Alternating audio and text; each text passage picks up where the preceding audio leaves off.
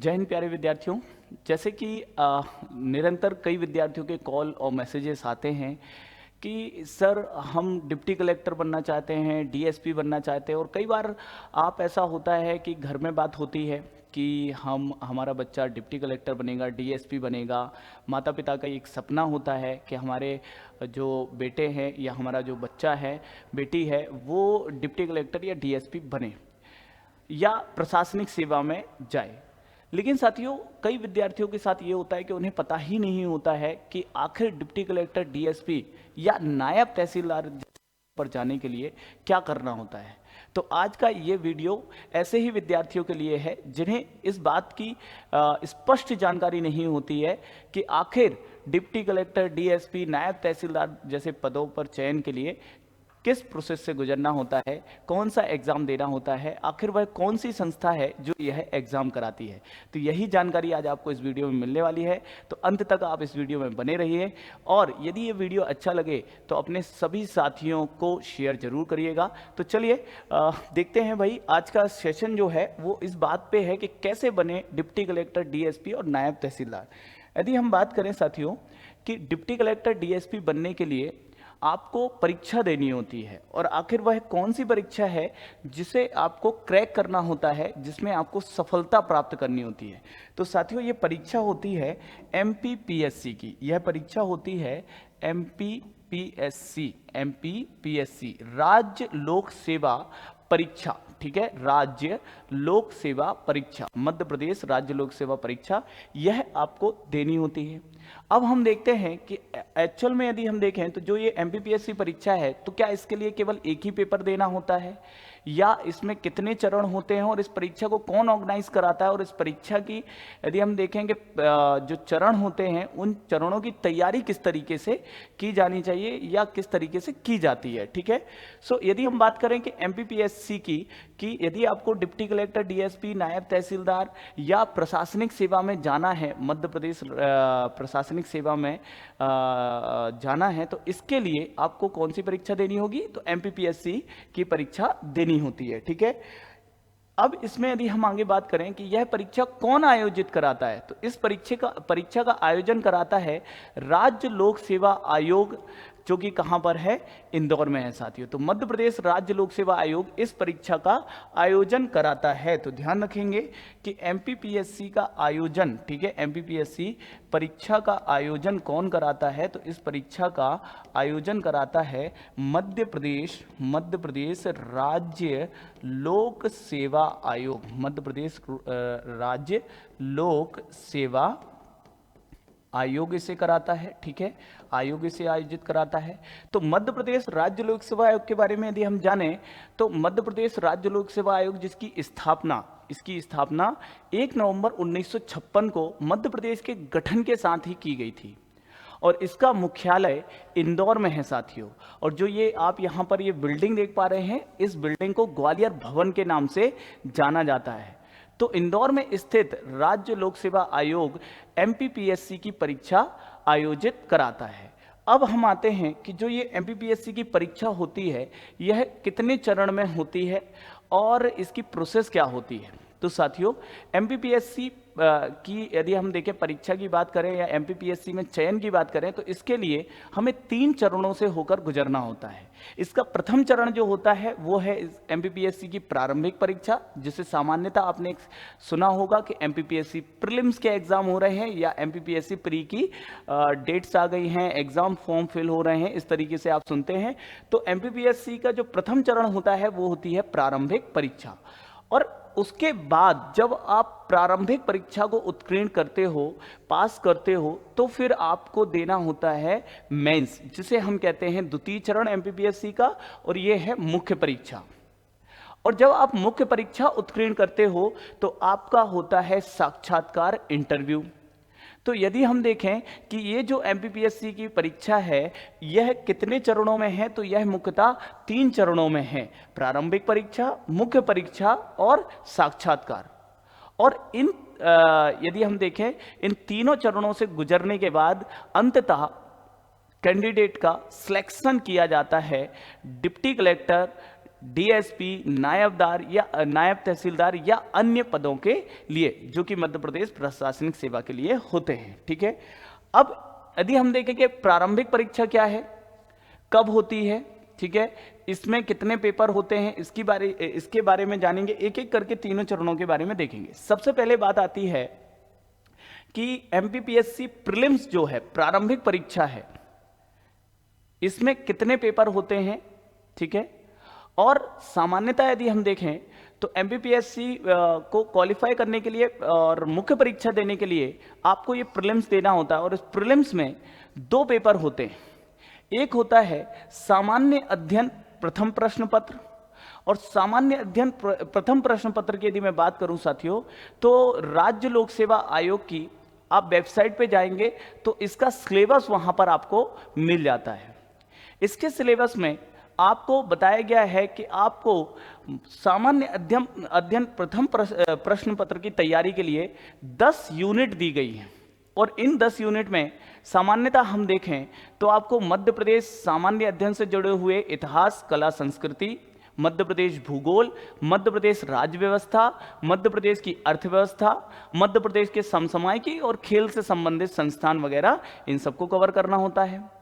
फिर हम देखते हैं भारतीय इतिहास, और भारतीय इतिहास के बाद देखें तो विश्व भूगोल और भारत का भूगोल भी है इसमें, भारतीय संविधान, भारतीय अर्थव्यवस्था, इसके अलावा विज्ञान, और यदि हम देखें तो इसमें विगत वर्षों से, विगत 2020 से यदि हम देखें तो इसमें जब से ये यूनिट वाइज पूरा सिलेबस दिया गया है, इसमें आयोग को भी जोड़ा गया है, जिसमें विभिन्न आयोगों के बारे में पूछा जाता है, जैसे महिला आयोग, जैसे मानवाधिकार आयोग, तो इनके बारे में भी आपको पढ़ना होता है, और इनसे ही इसमें प्रश्न आते हैं प्रारंभिक परीक्षा प्रथम प्रश्न पत्र के अंतर्गत। यदि हम देखें तो ये पेपर यदि इसमें प्रथम प्रश्न पत्र का यदि हम देखें तो इसमें जो प्रश्नों की संख्या होती है वो 100 होती है, और हर एक प्रश्न के लिए आपको 2 नंबर मिलते हैं। इसमें कोई भी माइनस मार्किंग नहीं होती है, यह इंपॉर्टेंट पॉइंट है। कई बार विद्यार्थी पूछते हैं कि सर एमपीपीएससी प्रीलिम्स में क्या माइनस मार्किंग होती है, तो मैं आपको बता दूं इसमें माइनस मार्किंग नहीं होती है। 100 प्रश्नों की संख्या 100 होती है, 100 क्वेश्चंस होते हैं, 100 क्वेश्चंस होते हैं, और प्रत्येक क्वेश्चन के लिए, प्रत्येक प्रश्न के लिए 2 नंबर मिलते हैं, यानी कि 100 प्रश्नों के लिए 200 नंबर का यह पेपर होता है, जिसके लिए समय अवधि 2 घंटे की दी जाती है। अब बात करें इस प्रथम प्रश्न पत्र के बाद द्वितीय प्रश्न पत्र की, तो द्वितीय प्रश्न पत्र जो होता है यह सामान्य अभिरुचि से संबंधित होता है, जिसमें मैथ के क्वेश्चन, रीजनिंग के क्वेश्चंस, डिसीजन मेकिंग के क्वेश्चंस, अनसीन पैसेज और कुछ हिंदी से संबंधित प्रश्न भी आते हैं।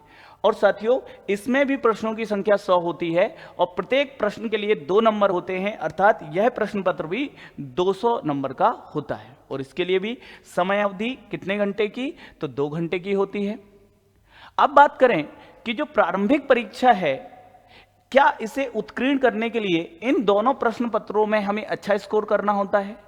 तो मैं आपको बता दूं कि यदि एमपीपीएससी ने प्रशासनिक सेवा के लिए, खासकर यदि हम देखें प्रशासनिक सेवा के लिए वैकेंसी निकाली है, तो प्रशासनिक सेवा में यदि जो विद्यार्थी अप्लाई कर रहे हैं तो उन्हें प्रथम प्रश्न पत्र में स्कोर करना होता है। इसमें आपको अधिकतम स्कोर करना होता है, क्योंकि फिर जो कट ऑफ होता है वो उसके आधार पर बनता है। जबकि सेकंड पेपर ऐसे विद्यार्थियों के लिए जो सेकंड पेपर है वो केवल क्वालिफाइंग हो जाता है। सेकंड पेपर में उन्हें केवल क्वालिफाई करने के लिए नंबर लाने होते हैं, जबकि जो कट ऑफ बनता है या जो कट ऑफ होता है वो प्रथम प्रश्न पत्र के आधार पर बनता है। ठीक है, लेकिन यदि हम यहां पर बात करें तो ऐसे विद्यार्थी या ऐसे कैंडिडेट जो कि प्रशासनिक सेवा के साथ साथ मध्य प्रदेश वन सेवा के लिए भी अप्लाई कर देते हैं। वन सेवा की यदि वैकेंसी होती है और वन सेवा के लिए भी एमपीपीएससी में आवेदन करते हैं, इस परीक्षा में आवेदन करते हैं, तो उन्हें प्रथम प्रश्न पत्र के साथ साथ द्वितीय प्रश्न पत्र में भी अच्छा स्कोर करना होता है, क्योंकि उनका जो कट ऑफ होता है इन दोनों प्रश्न पत्रों में प्राप्त अंकों के आधार पर उनका कट ऑफ बनता है। जो विद्यार्थी राज्य वन सेवा के लिए क्या करते हैं, अपना फॉर्म भरते हैं, अप्लाई करते हैं। तो यहां पर हमें एक बात क्लियर होती है कि ऐसे अभ्यर्थी जो केवल प्रशासनिक सेवा के लिए अप्लाई कर रहे हैं, उन्हें प्रथम प्रश्न पत्र में अच्छा स्कोर करना है और दूसरा प्रश्न पत्र तो उनके लिए क्वालिफाइंग है। लेकिन जो विद्यार्थी राज्य वन सेवा के लिए अप्लाई कर रहे हैं, उन्हें प्रथम प्रश्न पत्र के साथ साथ द्वितीय प्रश्न पत्र में भी अच्छा स्कोर करना होता है, ताकि उनका प्री निकल जाए, वो प्री क्वालिफाई कर लें और राज्य वन सेवा मुख्य परीक्षा दे सकें। अब यहां पर एक और इंपॉर्टेंट बात है, बार बार विद्यार्थी पूछते हैं कि सर क्या हम दोनों के लिए अप्लाई कर सकते हैं? तो बिल्कुल, यदि मैं साइंस बैकग्राउंड से हूं, मैं मैथ्स बैकग्राउंड से हूं, तो मैं इन दोनों ही प्रशासनिक सेवा और राज्य वन सेवा दोनों के लिए ही यह परीक्षा दे सकता हूं। और दोनों ही, ध्यान दीजिए, कई बार विद्यार्थी पूछता है सर मेरे सेकंड पेपर में अच्छे नंबर हैं, फर्स्ट में भी अच्छे नंबर हैं, क्या मुझे सेकंड पेपर मतलब भी अच्छा है और फर्स्ट पेपर भी अच्छा है, तो क्या मुझे केवल वन सेवा देने मिलेगी या दोनों देने मिलेगी? तो डियर स्टूडेंट, यदि आपने दोनों परीक्षाओं के लिए अप्लाई किया है और आपके दोनों में अच्छे नंबर हैं, और यदि आपका फर्स्ट पेपर का जो कट ऑफ है वो भी प्रशासनिक सेवा के लिए भी आप क्वालिफाई कर रहे हैं उसमें, और द्वितीय प्रश्न पत्र में भी अच्छे नंबर है और दोनों में ही आप क्वालिफाई कर रहे हैं, तो आपको दोनों के मुख्य परीक्षा देने के लिए मिलती है। क्योंकि कभी भी इनकी दोनों की मुख्य परीक्षा सेम टाइम पे नहीं होती है, दोनों की मुख्य परीक्षा अलग अलग होती है। राज्य वन सेवा परीक्षा की मुख्य परीक्षा की यदि मैं बात करूं, तो राज्य वन सेवा की मुख्य परीक्षा तो ऑब्जेक्टिव होने लगी है, एमसीक्यू में होने लगी है, ठीक है, और उसका समय अलग होता है, तो आप वो भी देते हैं और प्रशासनिक सेवा भी देते हैं। अब कई विद्यार्थी पूछते हैं कि सर यदि हमने प्रथम प्रश्न पत्र में बहुत अच्छा स्कोर नहीं कर पाए, इतना स्कोर नहीं कर पाए कि हम प्रशासनिक सेवा के लिए क्वालिफाई कर जाएं, और यदि हमारा सेकंड पेपर तो लेकिन बहुत अच्छा हुआ है, जिससे हमारे दोनों का जो योग बनेगा, मान लीजिए कि आपके प्रथम प्रश्न पत्र में 130 नंबर ही हुए और द्वितीय प्रश्न पत्र में आपके 160 नंबर हो रहे हैं, ठीक है, तो दोनों के मिला के जो कट ऑफ बन रहा है लगभग ये कितना जा रहा है, 290 के आसपास पहुंच रहा आंकड़ा, और आपका कट ऑफ यदि राज्य वन सेवा के लिए 286 गया है, यानी कि आपका राज्य वन सेवा तो निकल ही जाएगा। भले ही प्रथम प्रश्न पत्र के आधार पर प्रशासनिक सेवा का कट ऑफ यहां पे कितना गया हो, 150 गया हो, और प्रशासनिक सेवा के लिए ना निकले, लेकिन राज्य वन सेवा के लिए आप क्वालिफाई कर जाएंगे। अब इससे आगे बढ़ते हैं। आई थिंक आप ये क्लियर हो गया होगा कि प्रशासनिक सेवा के लिए ध्यान रखिएगा, यदि आपने केवल प्रशासनिक सेवा के लिए अप्लाई किया है तो आपको प्रथम प्रश्न पत्र आपके लिए बहुत ही महत्वपूर्ण हो जाता है, जबकि सेकंड प्रश्न पत्र आपके लिए केवल क्वालिफाइंग रहता है। अब आते हैं मुख्य परीक्षा पे। अब कट ऑफ बना और आपने प्री क्वालिफाई कर लिया, अब इसके बाद क्या? तो प्री क्वालिफाई करने के बाद साथियों होती है मुख्य परीक्षा, और जब मुख्य परीक्षा होती है तो ध्यान रखिएगा कि मुख्य परीक्षा, इसमें कुल अंक कितने होते हैं? 1400 होते हैं। मुख्य परीक्षा में कुल अंक कितने होते हैं? 1400 में। और मुख्य परीक्षा जो कि रिटन एग्जाम है, आपको इसमें लिखना होता है, जैसे हम कॉलेज में लिखते हैं आप, ठीक है, 12th में लिखा था आपने, 10th में, 11th 12th में लिखा था, और आप बिल्कुल डिटेल में जो लिखते हैं किसी प्रश्न का उत्तर, जैसे कि सामान्यता आपसे पूछा जाए कि मध्य प्रदेश में कितने राष्ट्रीय उद्यान हैं, तो आपको लिखना पड़ेगा, फिर उसमें ऑब्जेक्ट नहीं मिलेंगे उसमें, ठीक है, लिखना पड़ेगा कि मध्य प्रदेश में वर्तमान में 11 राष्ट्रीय उद्यान हैं। मध्य प्रदेश का प्रथम राष्ट्रीय उद्यान कान्हा केसली था, और मध्य प्रदेश का 11वां राष्ट्रीय उद्यान कूनो नेशनल पार्क है, तो लिखना पड़ेगा उसमें आपको, है ना। सो इस तरीके से ये रिटर्न एग्जाम है। इसमें यदि हम प्रश्न पत्रों की बात करें तो इसमें कुल हम देखेंगे कि 6 प्रश्न पत्र होते हैं, ठीक है। कितने प्रश्न पत्र होते हैं? 6, जिसमें से 3 प्रश्न पत्र जो प्रारंभिक होते हैं उन्हें जीएस कहा जाता है, कि जीएस के प्रश्न पत्र हैं। प्रारंभिक 3 जो प्रश्न पत्र होते हैं उन्हें जीएस के प्रश्न पत्र कहा जाता है। यदि हम प्रश्न पत्र प्रथम की बात करें तो इसमें सामान्यता 2 भागों में यह बटा होता है, ठीक है। प्रथम प्रश्न पत्र जो होता है ये 300 नंबर का होता है, 2 भागों में बटा होता है, 150 नंबर इतिहास के लिए और 150 नंबर भूगोल के लिए। इतिहास में यदि हम बात करें तो विश्व इतिहास अब नहीं आता है मध्य प्रदेश में, भारतीय इतिहास आता है, जिसमें प्राचीन इतिहास, मध्यकालीन इतिहास और आधुनिक इतिहास। साथ ही साथ इसी पार्ट ए में इसे 2 भागों में बांटा जाता है, part A, part B. Part A में जिसमें इतिहास आता है उसमें मध्य प्रदेश का इतिहास भी ऐड कर दिया जाता है। उसी प्रकार पार्ट बी होता है जो 150 नंबर का होता है, इसमें विश्व भूगोल, भारतीय भूगोल के साथ साथ मध्य प्रदेश भूगोल को भी पूछा जाता है, उससे भी संबंधित प्रश्न होते हैं। तो प्रथम प्रश्न पत्र 300 नंबर का। फिर द्वितीय प्रश्न पत्र होता है जो कि सामान्य अध्ययन होता है, जिसमें राजनीति मतलब पॉलिटी से संबंधित, अर्थशास्त्र इकोनॉमी से संबंधित और समाजशास्त्र जिसमें थिंकर्स वगैरह सारे पूछे जाते हैं। तो सामान्यतः यदि हम देखें तो सामान्य अध्ययन, ठीक है, जो कि द्वितीय प्रश्न पत्र है, ये भी आपके कितने का होता है, तो ये भी आपके 300 नंबर का होता है, यह भी आपके 300 नंबर का होता है और ये भी आपके 150 नंबर में बटा हुआ होता है, ठीक है। और यदि हम देखेंगे तो यह भी कितने समय अवधि कितनी मिलती है, 3 घंटे मिलती है इसमें भी, ठीक है।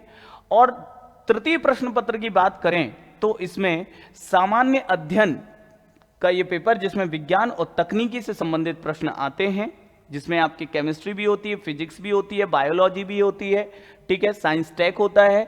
और इसमें भी पूर्णांक कितने हैं, 300 नंबर का पेपर है ये, और इसमें भी समय अवधि कितनी होती है, 3 घंटे की होती है। अब बात करते हैं चौथे प्रश्न पत्र की। तो चौथे प्रश्न पत्र में जो कि आपके दर्शन शास्त्र, मनोविज्ञान और लोक प्रशासन से संबंधित है, सामान्यतः इसे एथिक्स भी कहा जाता है, ठीक है, सामान्यतः इसे एथिक्स भी कहा जाता है, ठीक है। सो आपका ये क्या हो गया, चौथा प्रश्न पत्र हो गया। और पांचवा जो प्रश्न पत्र होता है साथियों, ये चूंकि मध्य प्रदेश हिंदी भाषी राज्य है, तो हमारे मध्य प्रदेश में यदि कोई प्रशासनिक अधिकारी हो और उसे हिंदी भाषा ना आए, उसको हिंदी भाषा का ज्ञान ना हो, तो आप सोचिए वो कैसे सामान्य जन के साथ, क्योंकि एक प्रशासनिक अधिकारी को सामान्य जन के साथ ही तो संवाद स्थापित करना पड़ता है। आप लोगों की समस्या को ठीक ढंग से समझ नहीं पाओगे तो आप उसका निदान कैसे करोगे। आप बहुत अच्छे जानकार हो, आपको पॉलिसीज बनाना आता सब कुछ, लेकिन आपको लोगों के हिसाब से, सामान्य लोगों के हिसाब से पॉलिसीज, अपनी नीतियों का निर्माण करना पड़ेगा, डिसीजंस लेने होंगे, तो उनकी भाषा समझने के लिए आपको हिंदी का अच्छा ज्ञान हो। इसीलिए जो पांचवा प्रश्न पत्र है वो किससे संबंधित है, सामान्य हिंदी एवं व्याकरण से।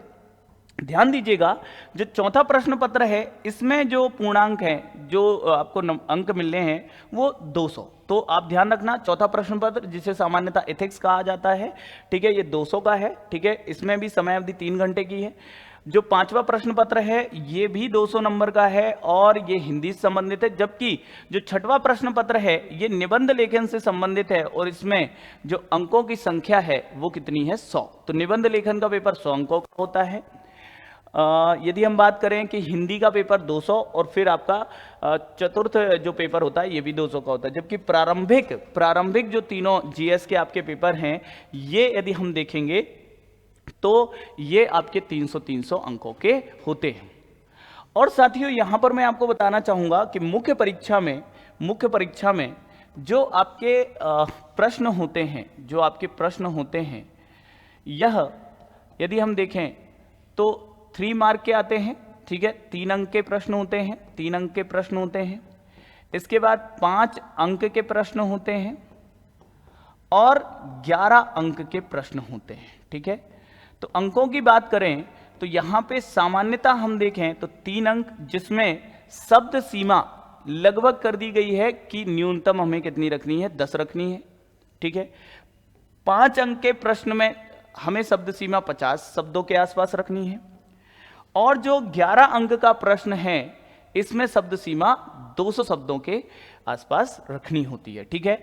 तो मुख्य परीक्षा में जो प्रश्न होते हैं वो 3 अंक, 5 अंक और 11 अंक के पूछे जाते हैं, ठीक है।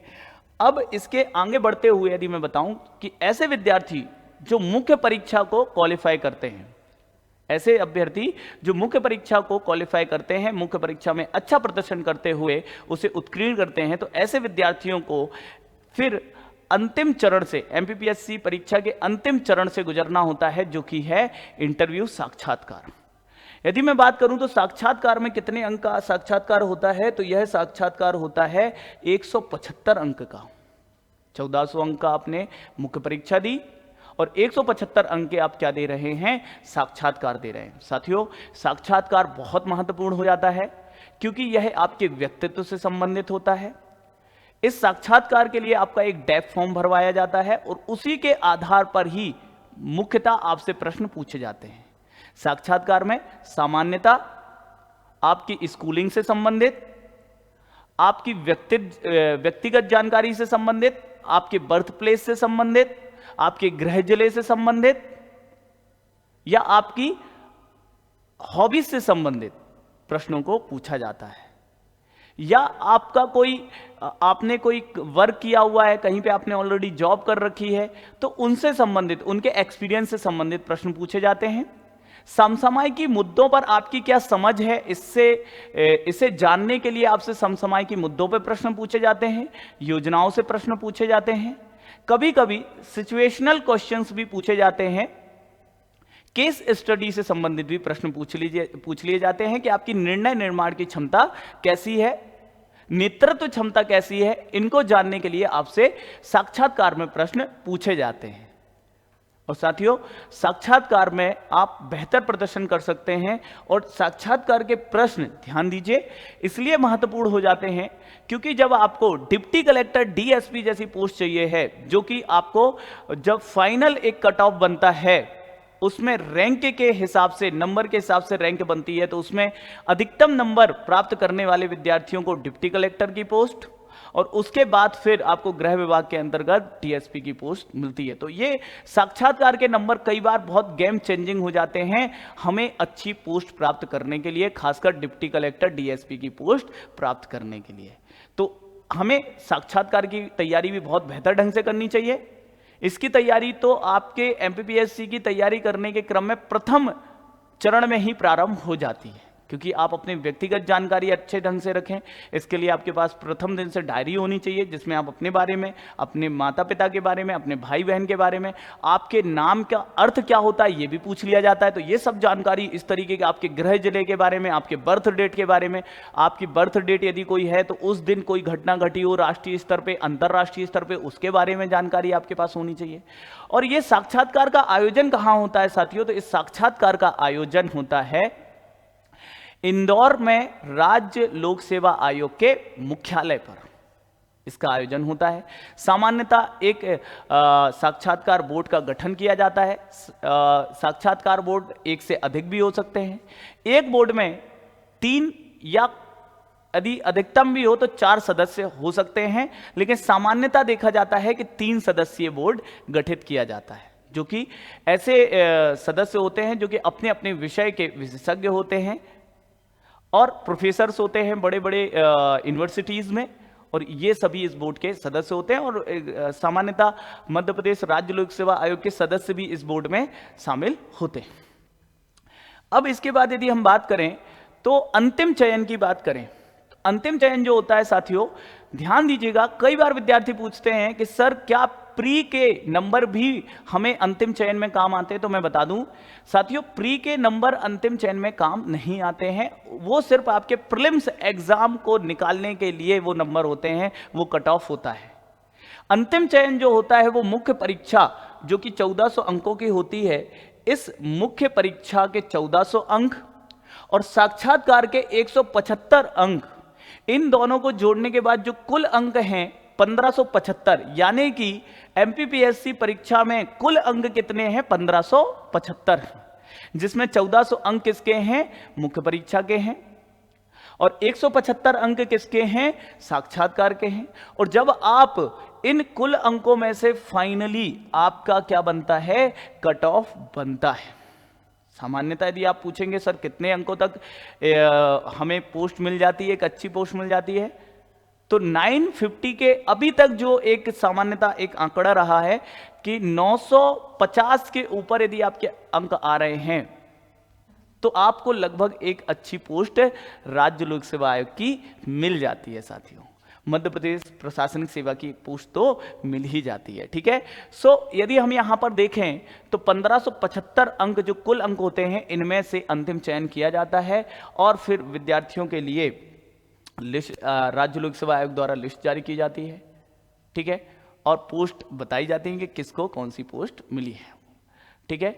कट ऑफ के आधार पे जो विद्यार्थियों को अधिकतम अंक होते हैं उन्हें वरीयता प्रारंभिक जो आपकी पोस्ट होती है डिप्टी कलेक्टर, डीएसपी, इनमें दी जाती है। अब आप पूछेंगे सर इस पूरी प्रक्रिया में कितना समय लगता है, क्योंकि समय बड़ा बलवान है, समय की सबसे ज्यादा कीमत है।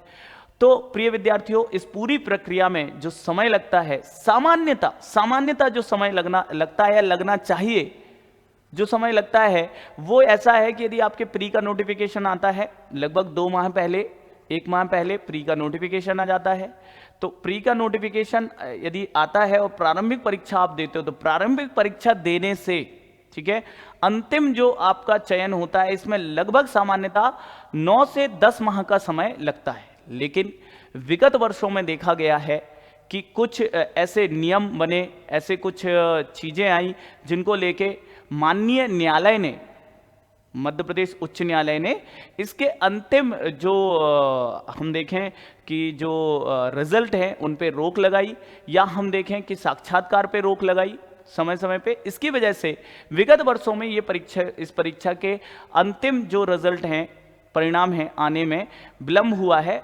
अन्यथा सामान्य रूप से इस पूरी प्रोसेस में, इस पूरे चयन प्रक्रिया में जो समय लगना चाहिए वो है लगभग 9 से 10 माह का।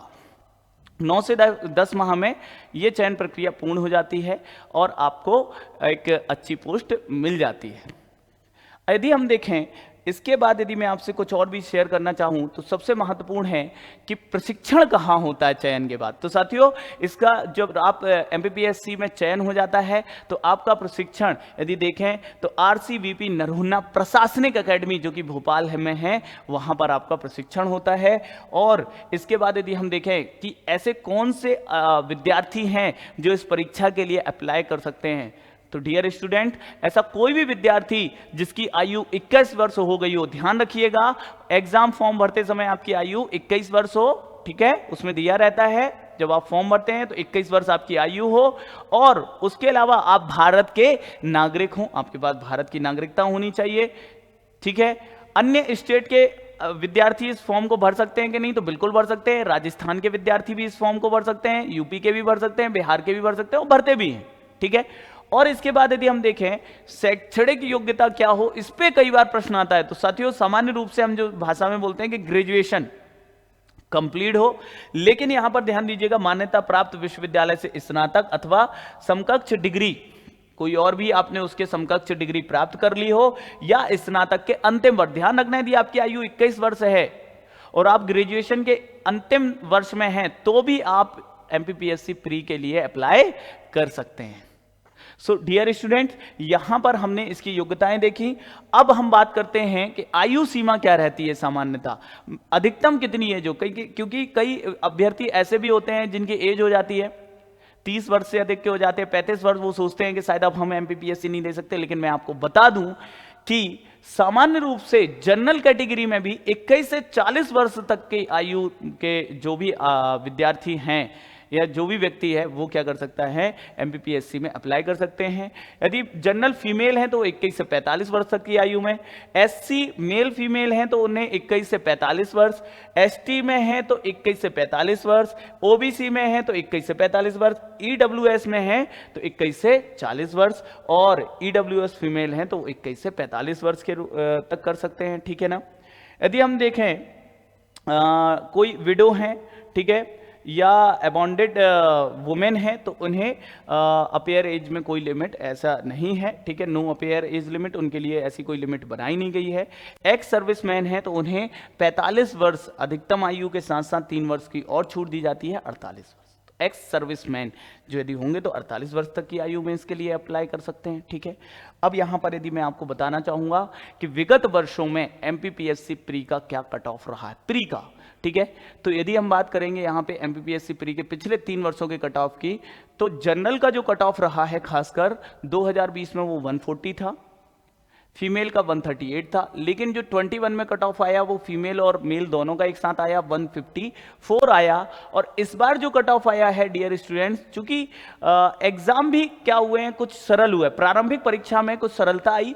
2019 में थोड़ा टफ पेपर था, 2020 में थोड़ा टफ पेपर था, easy paper, sorry tough paper था। तो इसमें यदि हम देखें 2020 का जो पेपर था थोड़ा टफ था, इस वजह से यहां पर यदि हम देखेंगे तो कट ऑफ 140 के आसपास था, जबकि 21 में पेपर थोड़ा इजी हुआ तो 154। और इस बार देखा गया कि 2022 का जो प्रीलिम्स हुआ वो और भी इजी था, इस वजह से जो कट ऑफ है वो कितना गया, लगभग 160 गया। ठीक है, और इसके आधार पर यदि हम देखें तो फिर हम देखेंगे एससी का कट ऑफ जो है, ठीक है, मेल का 130 गया था, ठीक है, 21 में 142, और इस बार भी कितना गया है, 142 गया है। ठीक है, यदि हम देखेंगे तो एसटी का मेल का जो कट ऑफ है वो 20 में कितना गया था, 120 गया था। ठीक है, फीमेल का 118, 2021 में 132, और इस बार कितना गया है, 130 गया है। ओबीसी में देखेंगे तो मेल का 132, ठीक है, 21 में देखेंगे तो 148, और अभी कितना गया है, तो 154 गया है। ठीक है, और आर्थिक रूप से कमजोर वर्ग ईडब्ल्यूएस, इसमें मेल का जो कट ऑफ है वो 2020 में 132 और 21 में 148, और अभी 2022 में 154 गया है। तो साथियों, यदि आप एमपीपीएससी की परीक्षा देना चाहते हैं, आप डिप्टी कलेक्टर डीएसपी बनना चाहते हैं, आपका भी सपना है कि आप भी डिप्टी कलेक्टर डीएसपी बने, आपके कंधों पर भी सितारे जगमगाएं, आपके माता पिता का सपना है और आपका सपना है कि उनके सपने को आपको पूरा करना है, उनकी फिक्र को फक्र में बदलना है, तो आप एमपीपीएससी की तैयारी कर सकते हैं। और आपकी तैयारी बेहतर हो सके, आपकी तैयारी एक गुणवत्ता मूलक माध्यम से हो सके, विश्वास के साथ हो सके, इसके लिए उत्कर्ष परिवार आपके साथ है। और इसी क्रम में साथियों, अभी वर्तमान में 13 अगस्त से लेकर 17 अगस्त तक आज़ादी का महोत्सव मनाते हुए शिक्षा का महोत्सव भी हम मना रहे हैं, और इस क्रम में उत्कर्ष आपके लिए लेकर आया है एक महा छूट, या हम कहें महा डिस्काउंट। और इस महा डिस्काउंट या महा छूट के अंतर्गत साथियों, ठीक है, धमाकेदार छूट के अंतर्गत उत्कर्ष 13 से 17 अगस्त के बीच में आपके लिए अपने उत्कर्ष ऐप के सभी ऑनलाइन कोर्सेज पर आपके लिए छूट लेकर आया है। ये छूट आपके लिए बहुत महत्वपूर्ण होगी, इसलिए क्योंकि कई बार होता है कि विद्यार्थी कॉल करते हैं कि सर हम इतना अफोर्ड अभी नहीं कर सकते हैं, इतनी राशि पे नहीं कर सकते, लेकिन इस छूट के अंतर्गत आप ये राशि पे करके और उत्कर्ष ऐप से आप अपने सपनों को पूरा करने के लिए एमपीपीएससी मुख्य परीक्षा की बात करें, एमपीपीएससी मुख्य परीक्षा की बात करें, या हम बात करें एमपीपीएससी फाउंडेशन बैच की बात करें, या हम बात करें एमपीपीएससी 1 ईयर कोर्स की, ये सभी course live from classroom available हैं, और आप इन कोर्स की बेहतर तैयारी कर सकते हैं उत्कर्ष के साथ जुड़ के, उत्कर्ष की बेस्ट फैकल्टीज के साथ जुड़ के। तो ये एक अच्छा अवसर है कि जब आपको एक धमाकेदार ऑफर के तहत या आज़ादी के इस महोत्सव के तहत 90% तक की छूट दी जा रही है, तो इस मौके को गवाइए नहीं, अपनी तैयारी को बेहतर करिए और अपने माता पिता का सपना पूरा करिए और उनकी फिक्र को फक्र में बदल दीजिए। यदि आज की यह जानकारी आपको अच्छी लगी है, बेहतर लगी है, तो मुझे उम्मीद है आप सेशन को लाइक जरूर करेंगे, अपने साथियों को शेयर जरूर करेंगे, और कमेंट करके बताइएगा कि ये जानकारी आपको कैसी लगी, आपके लिए कितनी उपयोगी रही। और इस वीडियो के कमेंट बॉक्स में जो लिंक दी गई है उस पर क्लिक करके आप उत्कर्ष ऐप पर जाकर अपने सपनों को पूरा करने के लिए, अपनी तैयारी को बेहतर बनाने के लिए इन कोर्सेज को परचेस कर सकते हैं। इस सेशन के लिए बहुत बहुत धन्यवाद। Thank you so much. जय हिंद साथियों।